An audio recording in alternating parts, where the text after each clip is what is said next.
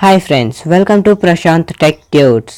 Friends, మీరు నా easy ట్యూటోరియల్ని first time చూస్తున్నట్లయితే ఈ వీడియో డిస్క్రిప్షన్లో టోటల్ ప్లేలిస్ట్ లింక్ ఉంది. దాన్ని క్లిక్ చేసి మీరు నా ట్యూటోరియల్ని ఫస్ట్ నుంచి ఫాలో అవ్వండి.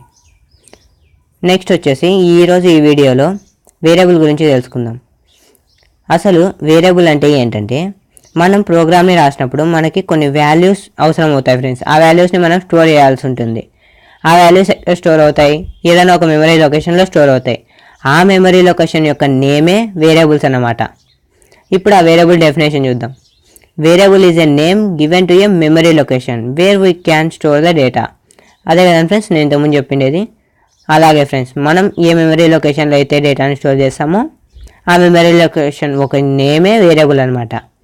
ఇప్పుడు ఆ వేరియబుల్ సింటెక్స్ని చూద్దాం. ఆ వేరియబుల్ సింటెక్స్ అంటే ఏంటంటే, ఆ వేరియబుల్ని ఎలా రాయాలి అని. ఇక్కడ చూసినట్లయితే మనం వేరియబుల్ని డిక్లేర్ ఎలా చేస్తామంటే, ముందుగా డేటా టైప్ రాస్తాం, తర్వాత వేరియబుల్ని రాస్తాం అనమాట. ఈ డేటా టైప్ రాయకపోతే ఈ వేరియబుల్కి వాల్యూ ఉండదు ఫ్రెండ్స్. ఆ వేరియబుల్ ప్రోగ్రాంలో కన్సిడర్ చేయబడదు. నెక్స్ట్ వచ్చేసి ఇక్కడ డేటా టైప్ ఉంది కదా, ఈ డేటా టైపే ఈ వేరియబుల్లో ఏ రకమైన డేటాని స్టోర్ చేసుకోవాలి, అలాగే ఎంత రేంజ్ వరకు స్టోర్ చేసుకోవాలని డిసైడ్ చేస్తుంది అనమాట. ఇప్పుడు మనం ప్రోగ్రాంలో ఎక్స్ప్లెనేషన్ చూద్దాం. చూడండి, ఇక్కడ ప్రోగ్రాంలో ఫస్ట్లో నార్మల్గా రాసినట్లే హ్యాష్ ఇంక్లూడ్ stdio.h అని రాస్తాం, తర్వాత మెయిన్ ఫంక్షన్ని రాస్తాం. నెక్స్ట్ చూద్దాం. ఇక్కడ మనం చూసినట్లయితే మీరు ఇక్కడ ఇంట్ అని ఒకటి కనిపిస్తుంది కదా, దీన్ని ఏమంటాం మనం? డేటా టైప్ అంటాం. అంటే వేరియబుల్స్ రాయడానికి ఫస్ట్లో ఏమి ఉపయోగిస్తాం? Data type. కాబట్టి ఇక్కడ నేను ఇంట్ అనే డేటా టైప్ని యూజ్ చేశాను. తరువాత ఇక్కడ యాపిల్స్ అని ఉంది కదా, ఈ యాపిల్స్ అన్నది వేరియబుల్ అనమాట. నెక్స్ట్ ఉన్న ఈ ఆరెంజెస్ అన్నది వేరియబులే, ఈ టోటల్ అన్నది వేరియబులే ఫ్రెండ్స్. ఇలా మనం ఫస్ట్లో ఒక డేటా టైప్ని పెట్టి తర్వాత మనం వేరియబుల్స్ని డిక్లేర్ చేస్తాం. ఇప్పుడు ఈ డేటా టైప్ ఏంటి? ఇంటీజర్ కదా. ఈ వేరియబుల్స్ అన్నిటికీ ఇంటీజర్ ఈ డేటా టైప్ ఏం సెట్ చేస్తుందంటే, ఈ వేరియబుల్స్ అన్నిట్లోనూ కేవలం ఇంటీజర్ వాల్యూస్ని మాత్రమే స్టోర్ చేసుకోవాలి, అలాగే సమ్ అమౌంట్ ఆఫ్ రేంజ్ వరకునే స్టోర్ చేసుకోవాలనేది ఈ డేటా టైప్ అనేది డిసైడ్ చేసి పెడుతుంది అన్నమాట. అందుకు మనం ముందు డేటా టైప్ని యూజ్ చేస్తాం. చూడండి ఫ్రెండ్స్, మీరు బాగా గుర్తుపెట్టుకోండి, ఈ డేటా టైప్ని యూజ్ చేయకపోతే వేరియబుల్ రాసిన వేస్టే ఫ్రెండ్స్. ఆ వేరియబుల్ని ప్రోగ్రాంలో కన్సిడర్ చేయదు, పైగా ఎర్రర్ కూడా రావచ్చు ఫ్రెండ్స్. నెక్స్ట్ వచ్చేసి ఇక్కడ చూడండి, మీరు ఇక్కడ యాపిల్స్ అని కనిపిస్తుంది కదా, ఇక్కడ యాపిల్స్, ఆరెంజెస్, టోటల్ అని ఉంది కదా.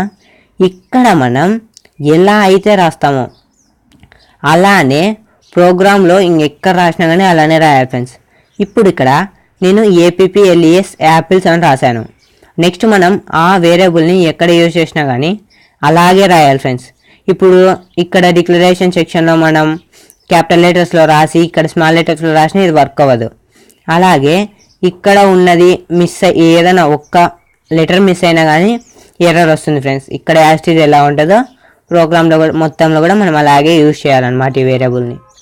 ఇప్పుడు మనం ఈ వేరియబుల్ రాయడానికి రూల్స్ చూద్దాం. చూడండి, ఈ వేరియబుల్ని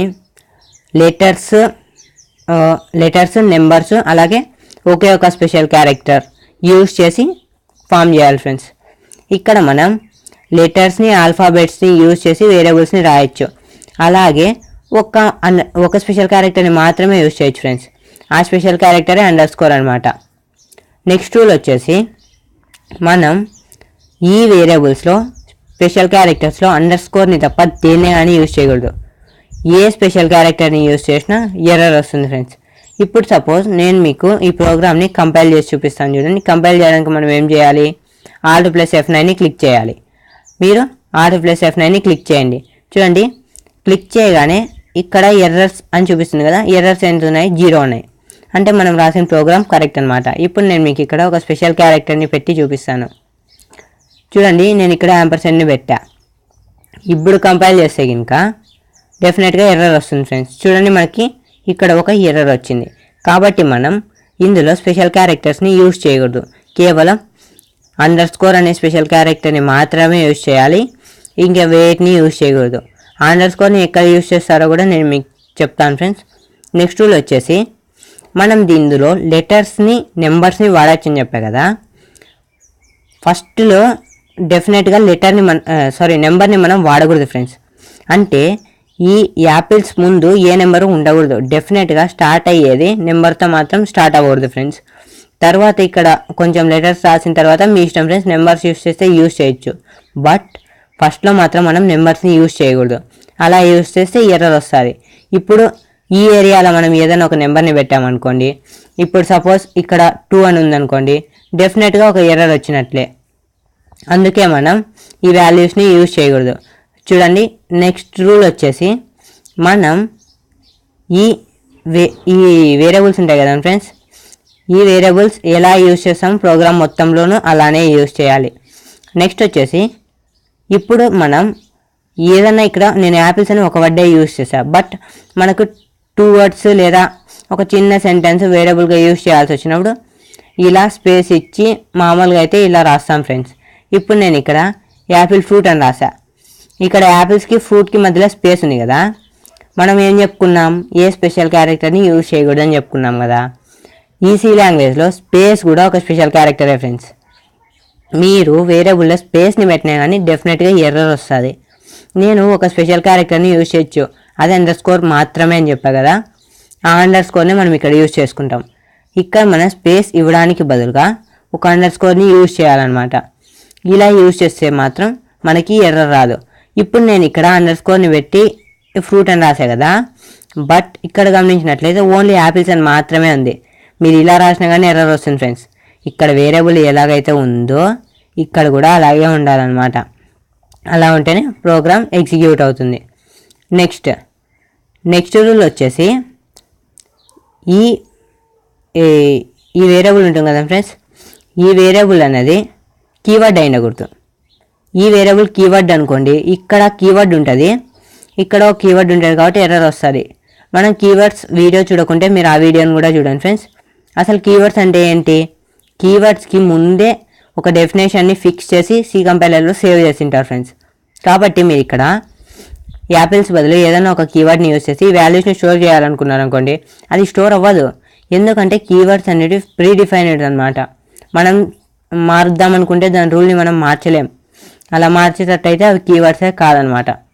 ఇప్పుడు నేను ఒక కీవర్డ్ని పెట్టి చూపిస్తాను చూడండి. ఇక్కడ ఇంట్ అని ఉంది, మనం ఇక్కడ క్యార్ అనే కీవర్డ్ని పెడదాం. చూడండి, క్యార్ అని పెట్టగానే మనకి ఎర్రర్ వస్తుంది. చూడండి, ఎర్రర్ వచ్చేసింది. ఇలా డెఫినెట్గా మనం ఏదైనా ఒక కీవర్డ్ని వేరియబుల్గా యూజ్ చేస్తే ఎర్రర్స్ వస్తాయన్నమాట. నెక్స్ట్ ఇక్కడ దీన్ని యాపిల్స్గానే మారుద్దాం.